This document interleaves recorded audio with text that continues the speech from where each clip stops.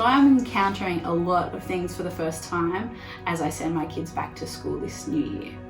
So for a start, I've never started the school year in the middle of a pandemic. I've never actually begun a school year at a private school. We did public schools back home. I've never sent kids to school with so much communication ahead of time. Never before have I known what class or what teacher or what kids will be in that class before. Never before have I felt the buzz on 4 different WhatsApp class groups as we start the year. So parents are being inundated with information. They've got new rules, procedures, protocols, schedules, book lists, stationery lists, what to bring lists. We've had to decide between online learning, full-time learning, distance learning, or blended learning. And there is so much emotion attached to all these things: confusion, anxiety, frustration, fear, and the overwhelm. No one wants to put their kids in danger. No one wants their kids' well-being to be harmed. Everyone wants the best for their kids. And so there is so much pressure as we all start this new year.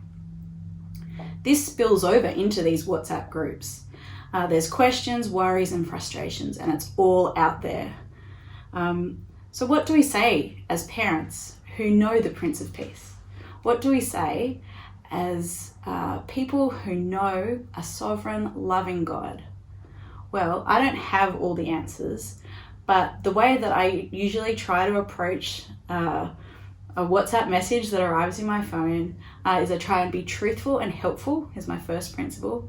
Secondly, I try to pour water, not fuel, on any sorts of frustrations and anger that I see being thrown around, either towards the school or the country or other parents.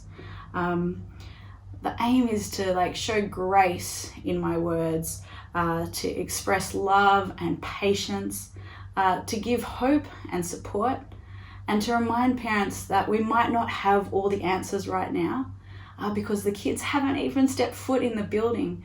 So for some of these anxieties, we can't actually solve them right now, and maybe they just need to calm down for a moment and to let time pass. So it's really tricky. For some people, some of these people I may never meet. They're just names or symbols in a WhatsApp group list. But I hope that if I ever do meet some of these men and women at the school gate, or eventually in a classroom, if we're ever allowed on the school site, that they would know that my words have gone ahead of me, and that I'm someone that's a person of grace and hope and love, and that might give me an opportunity to share the hope that I have in the one I trust.